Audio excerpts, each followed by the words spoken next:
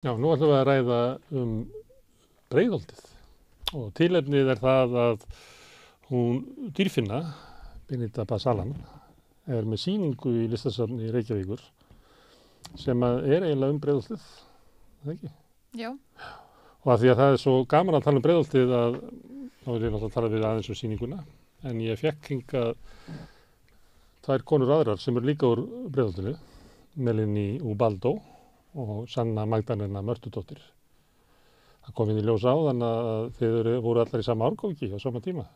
Það er svo hálfgerður í Union. Já. En Dýrfinna, segðu mér akkur ertu að fjalla Breiðholtið? Hvað segirðu? Ertu að fjalla Breiðholtið á sýningunni? Já, ég að fjalla Breiðholtið. Ég ólst upp í Breiðholti og fór líka í menntaskóla þar. Flestir úr fjölskyldunum minni hafa búið eða búa í Breiðholtinu og þarna sýningin það að alast upp þar og vera hálf filippínsk og koma úr fjölskyldu sem eru innflytjendur frá Filippseyjum. Og þá hefur Breiðholt einhverja merkingu? Já, út af því að Breiðholt náttúrulega hverfi sem var byggt upp fyrir lágtekju fólk og þess vegna hefur safnast saman mikið af innflytjendum og þau sem eru bara ekki með nóg mikinn fjár kannski og þarna og þannig erum við sett saman á eitt stað einhvern veginn og það allavega þegar ég var að alast upp, ég veit ekki hvort að þið getið staðfest þetta en það var oft kallað Breiðholtið gettóið, skilur við. Og út af þessum fjölbreytileika og fjölmenni á einum stað, held ég.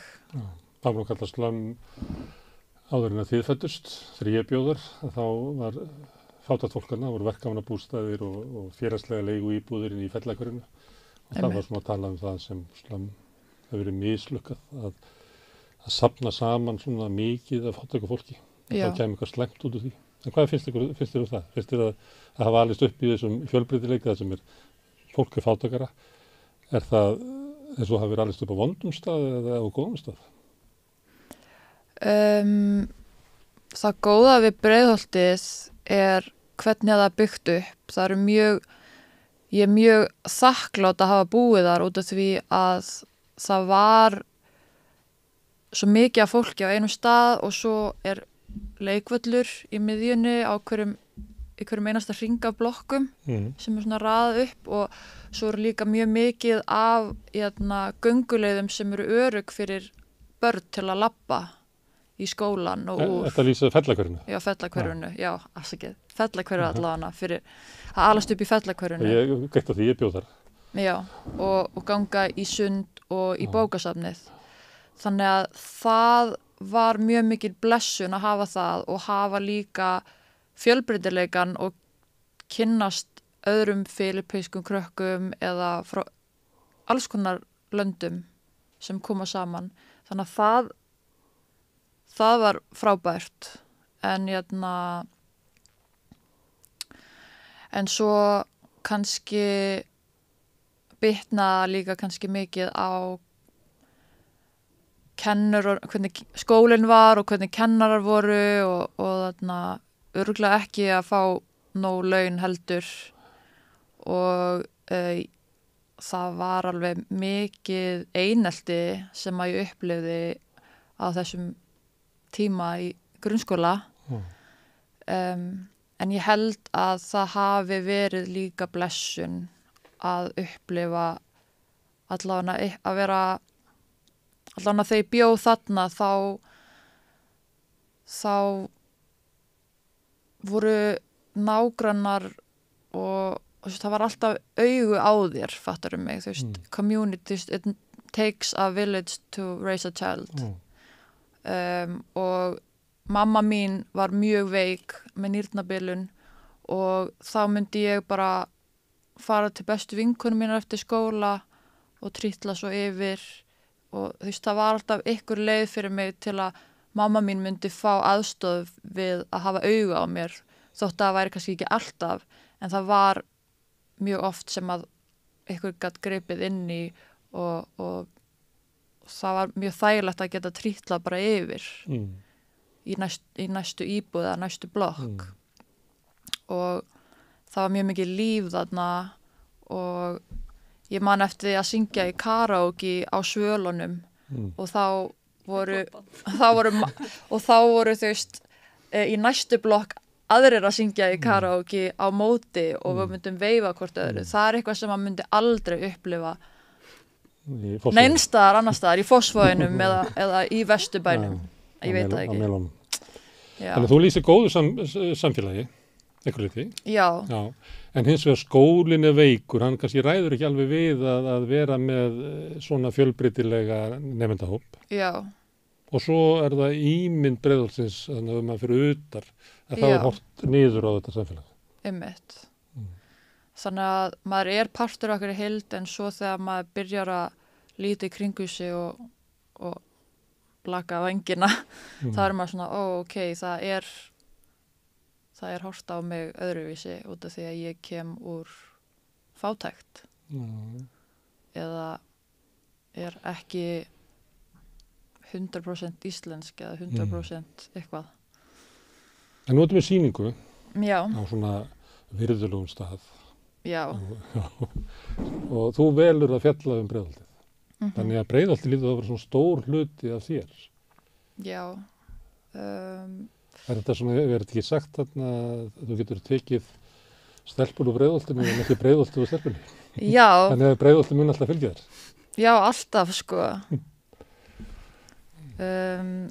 Ég vildi fjalla Breiðholtið út af því að ég var að fjalla mér langaði að fjalla eitthvað sem hefur aldrei verið fjalla í íslenskri myndlist hingað til.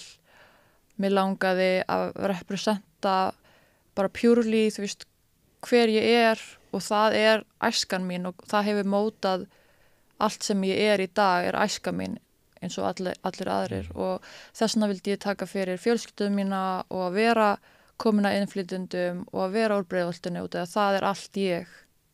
Þannig að þess vegna ákveði ég að hafa þetta svona og sýningin er svolítið sett upp eins og svona vísun í Fellahverfið.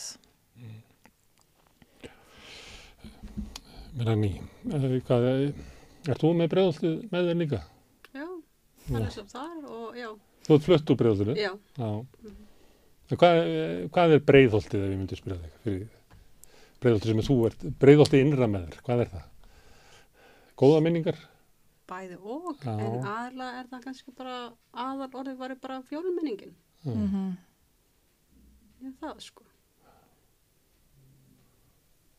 Og fannst þið gott, þegar þú horfður tilbaka, fannst þið gott að alast við Breiðholtinu? Það er kannski erfitt að því maður hefur náttúrulega bara eina æsku sem maður hefur. Ég meina, ég veit ekki sko, fyrir maður getur ekki valið svona which is worse við bara fættis á Filipsheim þar sem það var verri heldur Breiðholtinu. Það ég bara frekar þakklátt fyrir að vera í Breiðholtinu en með að við raunveruleika öðrum Íslendingar á Íslandi eða í Reykjavík sem býr ekki í Breiðholtinu. Þá höfum við auðvitað verra. Sérstaklega að vera litað og vera brúnt. Þannig maður er bara þakklátt. Og þá var það að tala efnahagslega fátækt. Já. Og fordóma gagnvart fátækt. Og fordóma og rasisma gagnvart því að vera ekki hvítur. Svo líka örugglega menningar sjokk fyrir fjölskylduna þína að það ekki, að koma svo til Íslands og aðri siðir og eitthvað. Þú veist, það passa að reyna að passa inn í eitthvað nýtt umhverfi. En þú býrð ekki í Breiðholti? Nei, ekki lengur. En fólkið þitt býr mikið í Breiðholti eða eitthvað? Já, mamma mín býr þar ennþá og bróðir minn og fjölskyldan hans býr í Bakkanum til dæmis og mamma er í Seljahverfi og þau liða bara vel þar sko. Og í hefur líka talandi svona láglauna fólk, það auðvitað kannski besta, hvað heitir þetta, besta leiðindilega að kaupa sín fyrsta egg. Ef maður komin með svona lítið kjarna fjölskylda, bara að kaupa fyrsta eignin í Breiðholti, fyrir það bara ódýrasti með að við annars þar í bænum, í borginni. Munar mörgum milljónum. Já. Og fyrir fólk með lága tekjur þá það eiginlega sko það að eiga möguleika að kaupa íbúð í Fellahverfinu og næsta þrep bara langt róf. Það bara það sem að fólk næri ekki, getur ekki teikt sig í. Sanna, þú með Breiðholtið inn í þér? Já. Já, hvaða Breiðholtið það? Það heima, það fylgir mér. Já. Og ég hef svona dálítið samanburðin af því að ég byrja í Fellaskóla í 6. bekk og var í Háteigskóla þar á undan.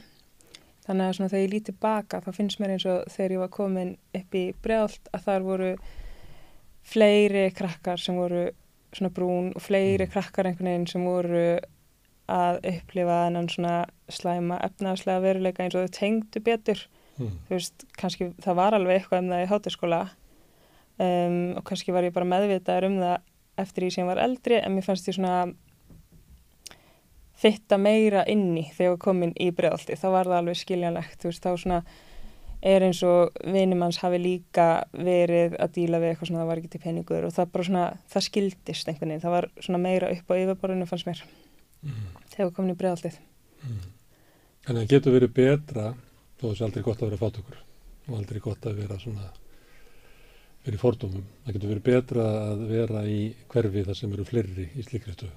Sem tengja og vita nákvæmlega bara hvað við erum að tala það þarf ekki að útskýra einhvern með orðum, við bara svona vitum. Þín finnir að tala einelti og svona. Heldurðu að hefur orðið meira einelti gagnvart þér í Háteigshverfi? Sko ég hef bara aldrei upplifað í rauninni neitt þannig. Meira bara eitthvað þessar endalausu spurningar uppruna. Man eftir mjög leiðilega einu atviki í Breiðholti. Man linnulist, hvað heitir þetta, svona smá? Svona microaggressions, áreitni. Já, þú getur að lifa við það. Já, og líka dálítið fyndið, eða ekki fyndið, en hvað maður búin að svona, svo í sletti internalize þetta, að þá sem sagt, þegar ég var að byrja í Fellaskóla og þá fyrir viðtal til umsjónakennarans með mömmu og kennarinn að spyrja eitthvað svona, já, hvaðan kemur hún? Og mamma alveg tilbúin bara, já, pappin frá Tansaníu. En kennarinn bara, nei, úr hvaða skóla hún að koma? Já, hún er frá Háteigskóla. Alveg tilbúin bara með söguna, bara, já, pappin frá Tansaníu og þannig hann dökkur og þannig alltaf einhvern veginn þessi saga sem maður tilbúin með og svo maður bara eitthvað býta okkur í að segja einhverju ókunnu fólki hvar foreldrar mínu kynntust og ég hafi verið til og svo hafi þau hætt saman og þess vegna sé ég brún á Íslandi. Þess að maður sé alltaf á þröskuldunum ekki alveg komin inn. En hvað segir þetta? Nú það stundum verið að tala að nú þurfa að vera byggingarátak við að byggja íbúðir og helst fyrir þá sem að hafa minnstu tekjurnar og þá kemur alltaf svona, já, við viljum nú ekki fara að byggja upp eitthvað slömm. Hvað þetta raunverulegt? Það slæmt? Þú veist, var Breiðholtið slæmt að þessu leyti? Að þar væri of mikið af fátæku fólki saman að út úr því hafi komið eitthvað slæmt út úr samfélaginu sjálfu og ég veit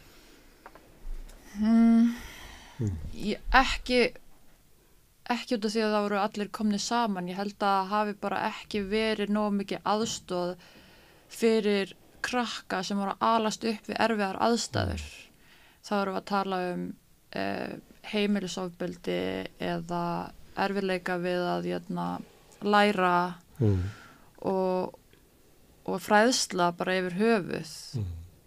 Krakkar sem kom svona eins og maður getur sagt svona illa nestaðir að heiman. Já, út af því að fengu ekki sama stuðning og kannski skólakerfi gerði ráð fyrir að fengja heimaður en fólk fekk það ekki.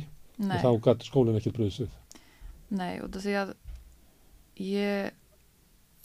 ég hef allavega verið vör við að það eru einhverjir úr skólanum Fellaskóla sem að ég var með í skóla sem fóru einhverja leiðilega brautir í lífinu og erfiðar brautir. Ég tel mig bara vera heppin að hafa ekki farið ver út úr því hvaðan ég kem frá og hvað ég hef lent í. Þannig að svona á unglingsárunum voru svona háskablettir. Já, Það sem hefðir geta tekið ranga ákvörðun já, og það væri ekki hér. já. Þannig að, já, ég tel mig bara mjög heppin og það er ekkert allir sem hafa þá heppni og það þarf að vera meiri stuðningur fyrir fólk sem er einmitt að koma úr þessum aðstæðum að geta ekki séð fyrir endan á mánuðinum og foreldrar að rífast peninga eða þú veist, það er margt sem kemur úr því að vera fátækur sko og að vera úr annari menningu og sérstaklega þeir sem eru nýfluttir að aðlaga sig við hvernig við búum á Íslandi, hvað reglur eru í sambandi við réttindi barna og svona. Þannig að ég held að það væri ekki slæmt að hafa þess að koma saman og vera áfram með hann fjölbreytileika. Það er bara stuðningurinn í kringum það er kannski Skóli þyrfti að vera betri. skóli. Borgaryfirvöld með svona meiri fókus á hverjunu. Já, Sterkari félagsmiðstöð. já, klárlega. Allavega það er bara mín skoðun. Ég er engin sérfræðingur í neinu, ég bara segja Þú ert sérfræðingur í fátækt barna og Já. þú ert uppkomið fátækt barn. Já. Þannig að þetta er bara hvernig ég sé hlutina og það hefði verið næs að hafa þegar Einhvern stuðning. Já, Því það er, ef að sko er einhver tilgangur í formlugu samfélag á milli okkar þá er það líklega til þess að rétta fátæku barni hjálparhönd já, sem ég landa. Því miður að þá gleymist það. Þannig ekki búið að vera mikið að tala fátækt barna. nei. Svo Sanna hefur gert það. Melanie, ólst þú upp við fátækt, myndur þú segja það og það hefur verið fátækt barn? Já, góðs og lof, já. En hvað með það, svona, ef við tölum það, svona fókus samfélagsins á fátækt barn? Nú eru þið uppkomið fátækt barn og fátækt barn geta ekki verið talsmenn fyrir sjálfan sig að þið eru svo lítil Já. og hafa veikarönd. Ef ég myndi spyrja ykkur, hvað er það sem að fátæku börnin myndu vilja verið breytt?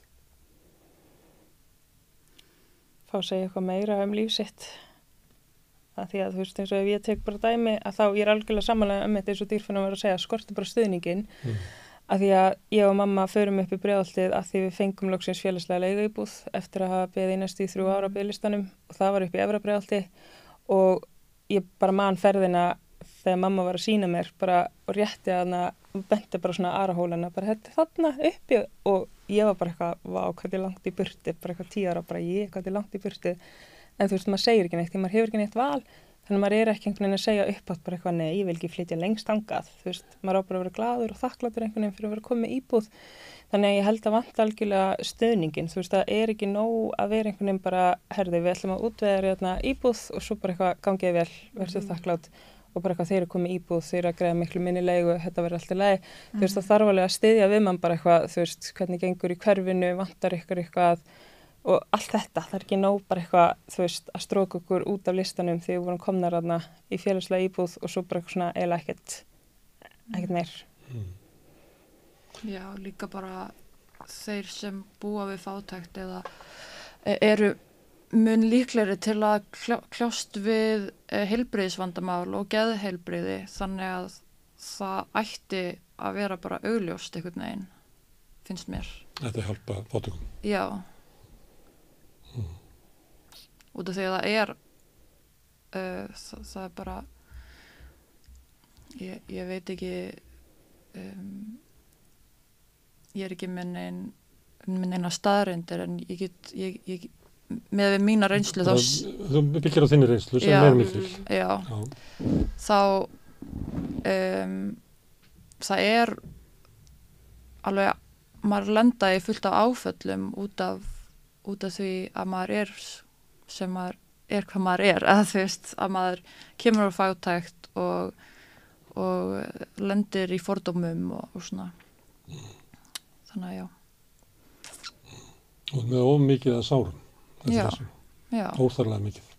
Já, þegar maður er, eins og þú segir að mammaðin var tilbúin til að segja hvaðan þú kæmir og veist, maður er alltaf einhvern veginn á varðbergi og þarna og það er trauma response þú veist, það er út af því að það er búið að það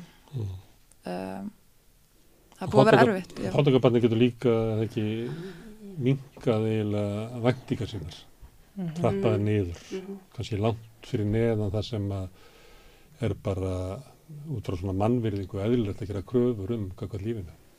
Þannig að fátækrabarnið er kannski ekki að biðja neitt. Sko. Einmitt.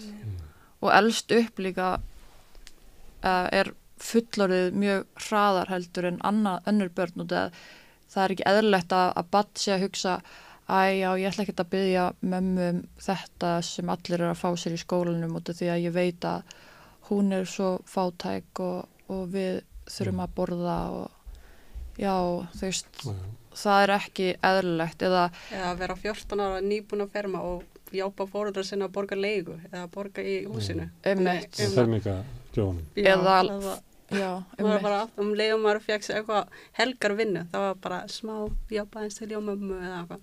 Já. Eða labba í skólan með auka plastpoka í töskunni til þess að tína flöskur. Og ekki vilja biðja því að maður vill ekki særa mömmu með því að biðja eitthvað sem hún getur ekki veitt. Já. Þetta er svona innri ritskoðun sem að fátækrabarnið er með. Já. Þannig að þetta er Breiðholt, raunveruleiki fátækrabarnsins. Þegar þú ert að fjalla Breiðholt og þegar þið hugsa Breiðholt, þá er það sömuleyti það. En Breiðholt getur við eitthvað annars konar. Og ef við myndum bara skuttla okkur bara eitthvað niður í bæ og horfa upp í Breiðholt, þá er Breiðholt að sömuleyti staður þar sem við tökum innflytjendunar og fátækrafólkið, skóplum við þangað eitthvað staðar og vonaði að það bara leysi sitt vandamál. Það er líka Breiðholt. Ef að Breiðholt verið hugtak. Já. Mér finnst þarna að ég fór á sýninguna áðan og með svona veggurinn dálítið verið að segja mikið. Mér leiðis ég var komin aftur upp í Breiðholt og geti bara að príla á milli þarna, ég veit ekki hvað sem veggur heitir. Þarna þeir eru bara svona allstaðar hér og þar í föllunum. Ég fekk algjört bara. Það er svona götum, það er svo mjög auðvitað að klifra yfir það, sko. Svona endileitt þegar ég var næstu, ég bara eitthvað, vá, ég geti fara að príla þarna í gegnum. Þú veist, þannig þetta er svona aðskilnaður en samt líka svona veggurinn okkar. Já, það er mjög svona tákrænt, einhvern veginn alls konar minningar sem komið upp við að sjá þennan vegg. Þegar maður stendur þarna, hvað heitir það ef maður stendur þarna sem að bakari var? Ég held að Nýlistasafnið sé með einhverja aðstöðar eða það er kannski ekki lengur. Þetta er gamla kaffihúsið. Já, bakari þarna. Það stendur og horfir síðan eftir þarna langa, lengstu göngugötunni. Þá stundum finnst manni þetta einhver leyti sorglegt. Kannski ef það er lágskýjað og dimmt, þá finnst manni þetta einhvern veginn annars sem fólk skilur eftir. Svo er kannski sól og bjart og fólk að leika sig og þá sér maður hvað stórkostlegt samfélag og þannig að þetta er svo margt Já. Í einu.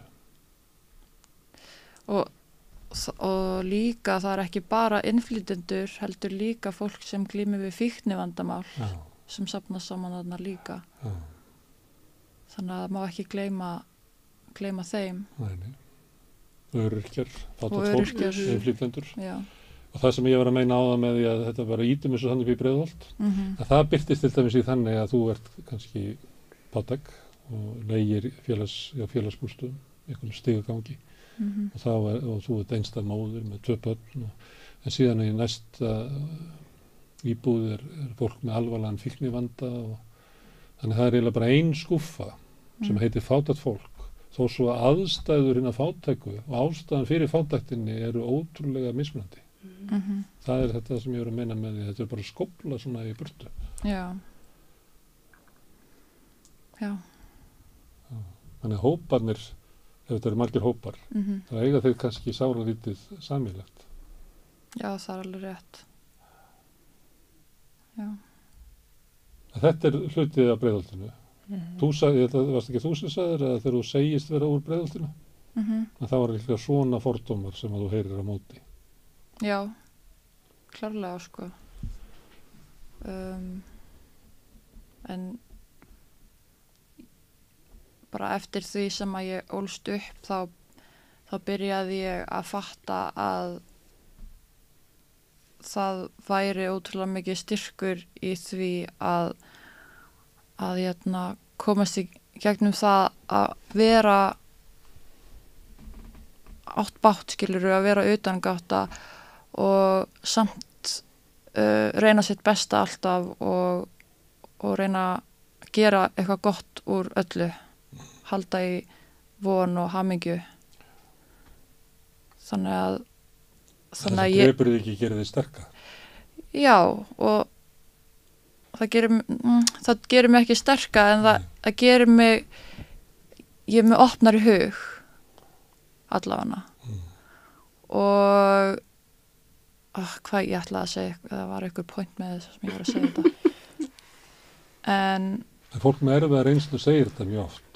Það liggur við að það sé sagt, sko, það er gott að hafa farið til helvítis ef maður sleppur það út. En þetta er náttúrulega, það er eitthvað svona, það er líka eitthvað svona sárt við þetta, sko. Já. Að maður sé með alla þessa reynslu. Og þetta er maður bara það sem maður er og maður sækir styrkir reynslu sína. Já. En það er samt eitthvað sárt við þetta. Já. En ég er einmitt að reyna að bara með því að nýlega þá er ég að reyna að vera stolt bara og horfa á allt sem að ég hef afrekað og fjölskylda mín. Það er alveg mjög merkilegt og ég vil frekar segja með stolti að ég sé ólst upp í Breiðholtinu heldur en eitthvað annað, sko. Út af að það hefur gefið okkur, þótt að það hafi gefið okkur erfiðleika og einmannaleika, þá hefur það líka gefið okkur svo ótrúlega mikið mikla samkennd fyrir fólki og skilning fyrir hvernig lífið er og það gerir okkur kleift til þess að setja okkur meira í spor annara og tengjast fólki mun betur heldur en ef við hefðum ekki lifað lífinu eins og við lifðum. Sem er svona önnur saga að fólk sem lifir einu svo kallað venjulega lífi að það sé blind, sjá ekki allt samfélag. Já, það er svona eins og ef fólk er eiginlega bara sama allt nema að það hendi þau eða fjölskyldu eða nánum aðstandanda eða hvað nú er, alveg eins og með fötlun eða hvað nú er, þá er enginn að berjast fyrir fötlum eða fyrir öðrum minnihlutahópum ef að þau hafa ekki upplifað eða séð sársaukann og ekki bara sársaukann, heldur bara það sem er fallegt við það að vera öðruvísi og þess vegna finnst mér það gott að fólk geti aðeins bara hort á raunveruleikann. Ég veit ekki hvernig maður myndi láta fólk sem er mjög vel statt sjá hlutina, en það verður að vera einmitt þá fræðsla eða eitthvað til þess að við getum verið meira opin. Það dugar kannski ekki, en þess að kannski fátækt þannig að þú raunverulega skilur hún ekki nema að hún hafi bara bitið því, sko. Já. Það er mjög erfitt að útskýra það. Og þið heyrið svolítið náttúrulega umræðu fátækt og svona, hún er ekki alltaf. Nei, mitt. Það er ekki eins og fólk hafi reynt hana, sko. Já. Herðu, að því að tala þetta, svona hvernig maður sér samfélagið. Já. Það er einn maður sem kemur hérna reglulega við rauðaborðið sem að mærir Breiðholti mjög, talar það hvað sé stórkostlegt. Hann er núna formaður kennarasambandsins, þetta er Magnús Þór Jónsson og hefur verið að kenna, hann býr í Breiðholtinu, hefur verið að kenna í Breiðholtinu og hann lýsir sér eitthvað svona, ég ætla bara að leyfa mér að nota mín eigin orðum það, ég vona að hann fyrirgefur mér ef ég gerir þetta of gróft, sko. En hann segir svona, ég myndi hvergi annars staðar verið að búa því að þarna er raunverulega sko samfélagið allt. Því ef ég myndi búa eitthvað annars staðar þá myndi ég bara missa af svo mörgu. Þannig að ég myndi ekki kvalla að mér að búa nengstar annars þar enn í Breiðholtinu. Því að annars myndi ég bara, annars væri ég ekki, myndi ég ekki þjálfast upp í að vera almennilegur þátttakandi í lýðræðislegu samfélagi. Því að þú verður að kynnast fólki úr alls konar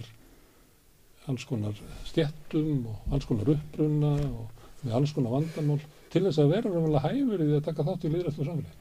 Það er eins og umræðan skóla, þú veist, við sjáum alveg að það er orðið aldrei svona skiptara, það er alveg svona stéttaskipting eftir hverfum á höfuðborgarsvæðinu. Þannig að mér finnst það mjög leiðilegt og ég alltaf hugsa bara ef ég eignast einhvern tíma börn þá finnst mér mjög mikilvægt að þau sjáum eitt bara eins mikla flóru samfélagsins og hægt er. Þú veist, að þau sjáum eitt bara ekki bara hvít börn, þau sjáum eitt aldrei bara svona, þú veist, séu bekk með börnum sem bara eigi pening og svona læri bara að það sé normið og það sé aldrei svona venjulegt en það er leiðilegt, þú veist, þegar maður heyrir eitthvað svona kannski foreldra sem að vilja ekki sitja börni sín í ákveðna skóla og eitthvað svona en þá kannski eru þau að hugsa að skólanum skorti stuðning eða eitthvað en þú veist, það er svo mikilvægt fyrir mér eða þú veist, ég myndi vilja að mín börn myndi sjá bara sem flest og sjá bara fjölbreytileikan því það er bara ógeðslega eðlilegt, það er mjög eðlilegt. Þannig að þess vegna finnst mér Breiðholtið gott af því að þú veist, við höfum bara samfélagi eins og það er en ekki einhverja svona niður búta hluta púsluspili eða eitthvað þannig. Þannig að vanti kannski ekki meiri Fossvog upp í Breiðholt, það vantar meiri Breiðholt í Fossvog. Nákvæmlega. Ekki Hátersfjörður. Það er það sem að myndi bæta Reykjavík. Já, 100%. Það er lærdómur í því líka. Að deila menningu saman. Já, þú verður eiginlega að gera það. Þú ert að þroskast. Því annars kemur út í samfélagi þú ert bara bækluð eða bæklaður. Af því að þú þekkir of lítið. Þetta er talað þegar vandamáli við breska íhaldsflokkin. Þeir koma allir út úr einkaskólum í vernduð umhverfi og svo koma þeir og að stjórna samfélaginu og þeir hafa bara engan skilning á því. Kunna það ekki. Þegar maður vill finna til með þeim. Nei, já. Herðu, þú ert í pólitík, þú ert í listum, ert þú ekki í listum líka? Já. Við erum með þess að í listahópi saman. Það að vera með þennan bakgrunn og fátæktinni, það skiptir máli í list og pólitík og þú veist, það sem að maður er að fjalla samfélagið, ekki? Algjörlega, sko. Birtist það líka í þinni list? Já. Algjörlega. Og kemur fram í þinni pólitík? Já, ég bara sé ekki að ég geti verið borgarfulltrúi án þess að hafa þessa vitnesku, eða þú veist, þá veit ég ekki hvað ég var að berjast fyrir, kannski grænni Reykjavíkurborg eða skemmtilegri Reykjavíkurborg eða eitthvað. Þið eru að tala fátækt og nú ætla ég að tala því ég er svona eldri að þið. Fyrir nokkrum árum, ekkert svo mörgum, þá að því ég er blaðamaður, búin að vera blaðamaður síðan ég var bara ungumæður, þá var ómögulegt að fá fólki viðtal fátækt. Og þá bara ómögulegt, ekki einu svona með skuggamynd og frásögn. Hvernig þá? Það er bara fólk...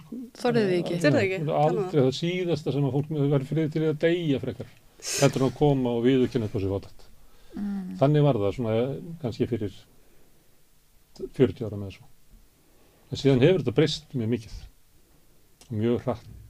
Við svona undanfarin kannski bara eftir hrun raunverulega komið miklu fleiri og talað fátækt sem svona raunveruleika.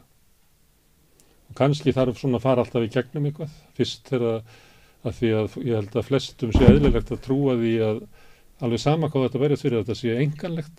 Þetta er mitt vandamál. Þetta er eitthvað að því að mamma og pabbi klikkuðu eða ég er ekki nógu góð eða eitthvað svoleiðis. Það tekur svona tíma fyrir samfélagið að ná því að þetta er félagslegur vandi sem að ég varð fyrir. Og að skamma sín ekki.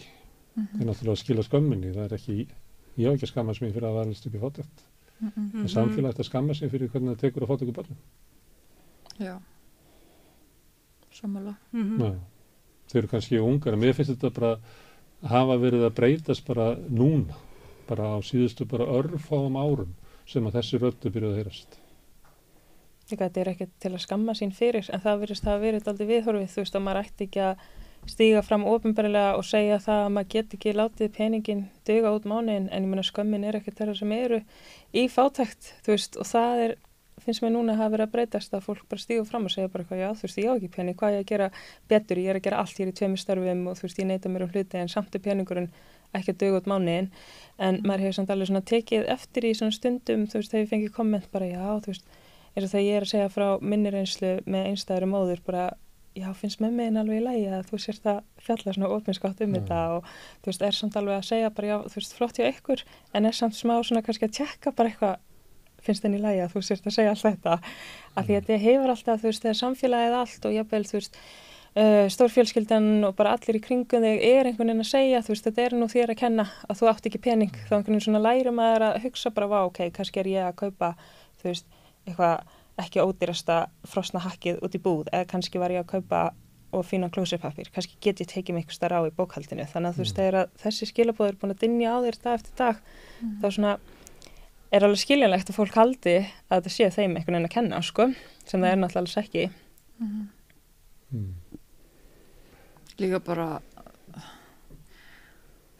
við ættum bara að fá að lifa og vera hamingjusum eða þú veist, það er svona aðalatriðið í þessu öllu saman er að fá hamingjusamara samfélag og þú veist að ég veit ekki bæði að fá meiri stuðning og fá að vera í friði bara, fyrir fordómunum og afskiptaseminni og leiðindunum bara.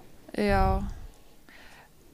veist, og auðvitað út af því við búum í samfélagi þá er oft sem að maður þarf að taka þátt í ákvöðunum svona, ég veit ekki, bara eins og krakkar sem vilja fá iPad, fattar mig. Þú veist, auðvitað ætti krakkið þinn alveg að geta nota iPad, þú veist, helgar, fattar eins og allir aðrir út af því að þú veist, ég veit að það er ótrúlega mikið svona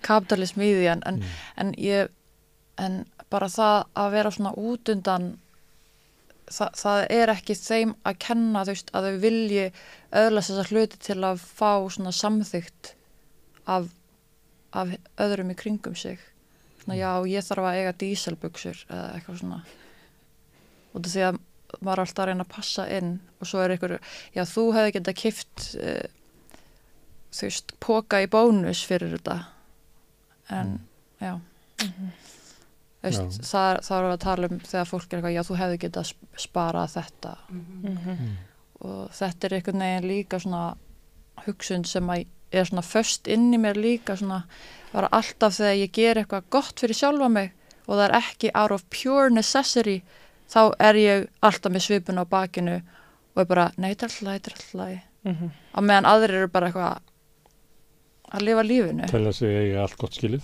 Já. Þá þú er annað fyrir að svo sé ekki. Nei, einmitt og við þurfum alltaf að vera að minna okkur sjálfan á og gera svona möntru.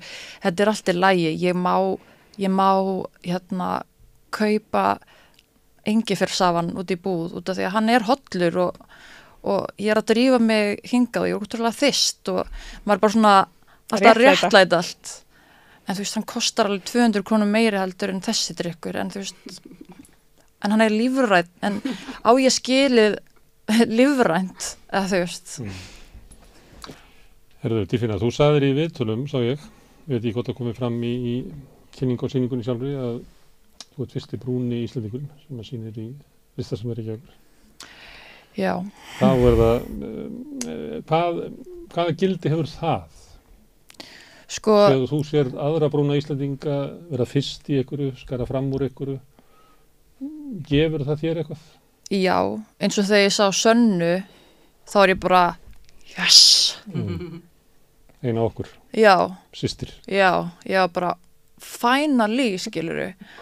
Þannig að, þú veist, auðvitað ætti þetta ekki að skipta þetta máli, en það skipti máli, og ef þetta skipti ekki máli, þá værum við búin að sjá fleiri á undan. Einhvern að lesa fréttirnar kannski í kvöldfréttum Ríkisútvarpsins? Hvað segirðu? Einhvern að lesa fréttirnar í kvöldfréttum Ríkisútvarpsins? Já. Það er bara hvítt fólk. Já.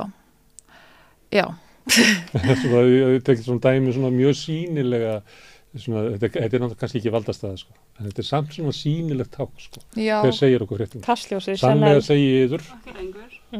Sannlega segi yður í fréttum þetta helst. Það er svolítið svona hvaðan fréttin koma. Já, líka, Já, hún Chanel var náttúrulega svona hluta kastljósinu og svona aftarlega í kastljósinu, svona í feature, sko. Þannig ég var að meina svona þá sem situr við predikunar-stólinn og segir sannlega segi yður í fréttum þetta helst. en Hefur farið fréttamenn, sko. ég mitt þetta var titillinn á viðtalinu við mig að fyrsti brúni Íslendingurinn og þetta var postað á Facebook og ég ég var bara, ok, cool eitthvað, veit ekki alveg, þú veist, ég var svolítið hrædd við þennan titil út af því að strax svo ég opnaði kommentin á Facebook þá voru bara allir að drulla yfir mig, bara af hverju ætti það skiptir máli, ætti ég vera fyrsti rauðherði listamaðurinn að sína þarna eða vá, hún er ekki meira svo brún, hún er bara hvít og þú veist, já, það er bara svo það er bara svo Það var ekki að leyfa ykkur að tala þetta. Nei. Já, ekki, nei, það er bara næg. Og ég var byrjuð að vera mjög lítil í mér eftir að ég sá þessi komment og vitandi samt að þetta væri fólk sem væri bara örugglega eiga mjög erfitt og þurfti bara að fá útrás á einhverjum til þess að líða betur sjálfa sig.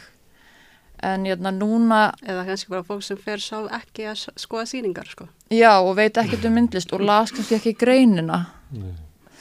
Þannig að einmitt, og hefur ekkert vita myndlist. En það var oft sterkar rödd þínu vitleysu, það var sterkar rödd. Já, einmitt. En kannski ekki þeir hópa sem að þurfa að vera berjast fyrir að fá rödd þegar hafa hann að veika. En þeir vitleysu hafa mjög sterkar rödd. En já, bara það er auðvitað mjög sárt en á sama tíma ef að við værum ekki að segja hlutina eins og við væru, þá væru við bara ennþá á sama stað. Ég væri ekki að sýna þarna ef að ég væri ekki að berjast, að horfa ekki á neikvæðu kommentin og á allan rasismann sem að ég hef upplifað og fólki í kringum mig, þá væri ég ekki að sýna þarna. Þannig að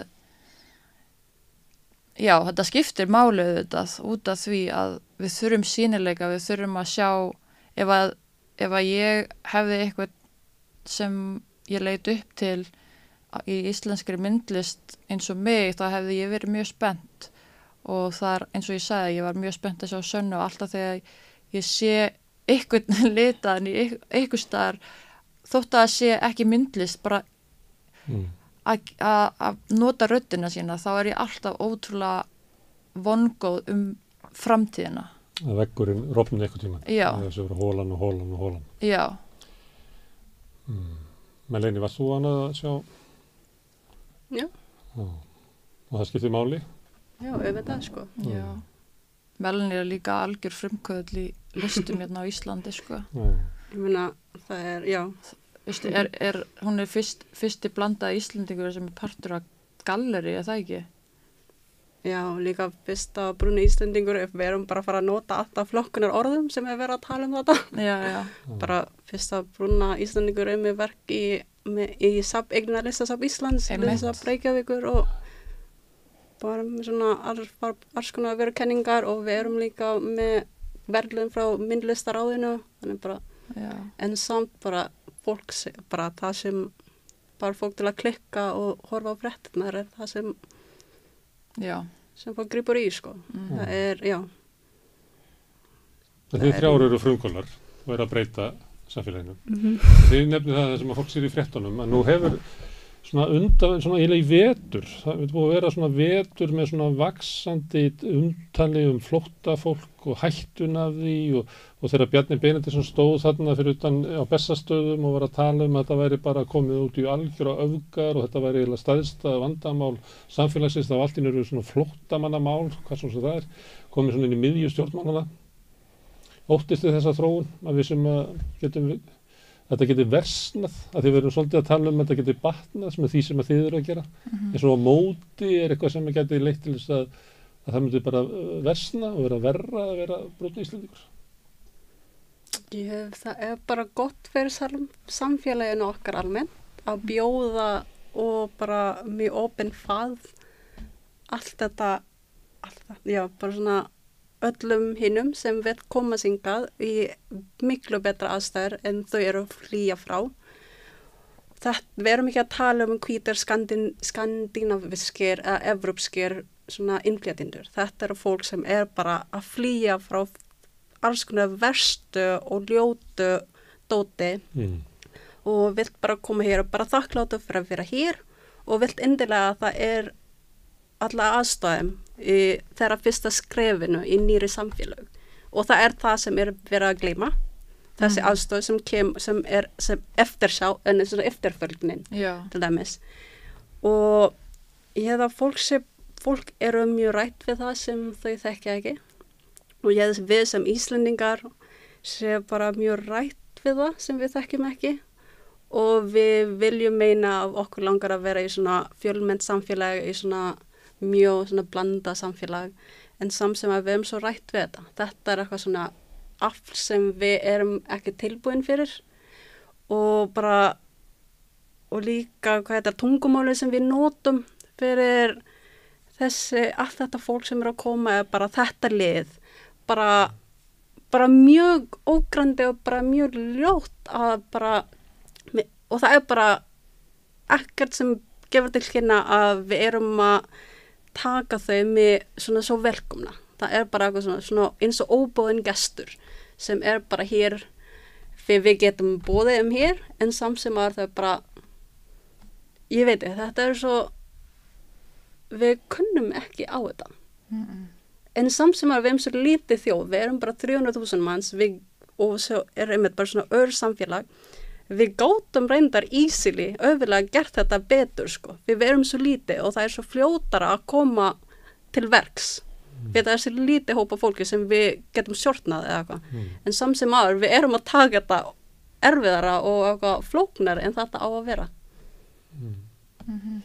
Þegar við erum að tala fátækt og svo innflytjendur og fólk að öðru litarhætti og öðru slíku þá náttúrulega Íslands samfélag svolítið að þróast hratt í það að það fátækt fólk, láglauna fólk sem oftast innflytjendur sem að vinna sko vestborguðu störfin eru svona jaðri, jáfnvel bara fyrir utan samfélagi. Þannig að svona stéttaskipting þú veist, hún hefur bara aldrei verið meira á Íslandi. Þannig oft svona góðsumum og hér séu ekki stéttir en það hafa alltaf verið stéttir hérna. Ég segi það stundu að því að innflytjendur fá ekki að kjósa. Það hef ég stundu sagt svona hvað, ef maður hefði sagt við formann Dagsbrúnar 1960 að árið 2023 yrði helmingur af félögum Dagsbrúnar sem Efling núna, sem hefði ekki kosningarétt. Hann hefði bara ekki trúað því sko. Að við gætum einhvern veginn vist samfélag okkar út í þá stöðu að við erum með svona lágstéttir sem eru réttindalausar og sömuleyti sko fyrirlitnar og forsmáðar. Ég nefndi þetta því að við erum að tala sigrana að það aflið sem á móti líka sterkt. Sko. Það bara þannig að dögt fólk og fátækt fólk, það bara því miður í samfélaginu, þá ertu bara talin óæðri, það bara þannig og þú ert bæði, þá bara við blessið, við hjálpur þá bara, og sjáum mitt sko allar aðtöðasemdirnar að því að ég var svo ánægð þegar ég sá Dýrfinnu í að það var verið að fjalla þetta hann ég deildi á Facebook og svo sá ég kommentin og ég sko þó þau beindist ekki að mér þá bara bugaðist ég við að lesa þessi komment og mér langaði svo að fara að svara allum en ég var bara eitthvað, ég geti þetta ekki af því að þetta bara sýnir fram á bara einhvern veginn hvað Ísland, þú veist allar þessar svona litblindu, eitthvað svona ég sé ekki lit, er hún ekki bara listamaður, á hún ekki bara að fá að komast áfram sem listamaður og einhvern veginn vera svona, þú veist hafna veruleikanum sem að brúnt fólk hefur verið að lýsa og að greina frá fordómum að það einhvern veginn engin tilbúin eða fáir tilbúinir til að hlusta á það og bara svona taka tillit til þess og bara já ok, upplifið þú þetta þannig einhvern veginn alltaf bara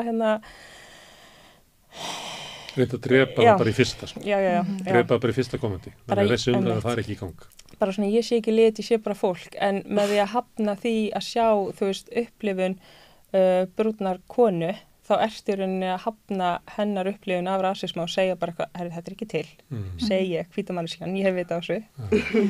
Já. Þannig að ég sé ekki lit, ég sé bara fólk, þýðir raunverulega, ef ég sé ekki lit, þá sé ég ekki fólk. Einmitt, þá sér ekki vandan. Já. Herðu, það er miklu sigrar, Já. löng barátta framöndan. Já, Já. það er það sko. Eitt í viðbót var þetta Breiðholt. Breiðholt er svona þrungið hugtak. Og þegar grafavogur var byggður eða grafarholti, Breiðholti var ennþá svona staðurinn, sko. Það var ekkert það, því að þegar ég var í Vogunum og fluttum í Breiðholt, Vogarnir hafðu verið svona villingahverfið, þar áður eitthvað annað, svo var það Breiðholt, en Breiðholt voru haldið þessu. En ég held að Breiðholt sé að missa þetta. Nú hugtakið Ásbrú. Ásbrú. Ásbrú. Er það nálega Keflavík? Reykjanesbæ. Já, einmitt. Já, ég er búin að vera vöru við það. Já. Það eru flestir krakkar sem eru að fara inn á Bugl. Eru þaðan. Já. Og þurfa aðstoð. Það segir svolítið mikið. Já. Þannig ég ætla að spá því ef að mér endist aldur, að ég verði hérna eftir 20 ár, að þá verði ég að tala við ungar konur frá Ásbrú sem að hafa sigrað eitthvað og eru að berjast við fordómana og fátæktina. Já. Nema við sigrum. Já. Fátæktina og fordómana. Ég meina að það væri náttúrulega bara best ef að við gætum bara öll fengið bara svona basic kjör, skiluru, og enginn þurft að upplega sára fátækt á Íslandi. Það væri æðislegt að eftir 20 ár þá væri það þannig. Og þið hafið reynsluna, þið ólust upp í fátækt og þið óskið ekki neinu barni, þó að þið séum þessa reynslu, hún sé mikilvægur hlutaði hverju þið eru núna, Já. að þið myndu ekki vilja koma að einhverju vöggu og gefa því barni fátæktina sem þið ólust upp. Nei, alls ekki sko. Nei. Og heldur ekki að einhver væri bara sjúklega ríkur út af það er heldur ekki gott fyrir neitt. Já. En það er bara staðreyndin hins vegar svo að einhver kemur að þessum vöggum í dag og gefur einum fátækt og öðrum ríkidæmi. Herðu, Dýrfinna og Melanie og Sanna, kæra þakki fyrir að koma hérna að tala við mig Breiðholt sem er svo margt. Já, takk fyrir mig. Takk. Herðu, þetta er lokinn á Rauðaborðinu í kvöld. Hér á eftir verða sagðar fótboltasögur sem að snúast mest pólitík. Stefán Pálsson og Ólafur Bjarni Hákonarson segja okkur þær. Svo á morgun Rauðaborðið klukkan 8. Sjáumst þá.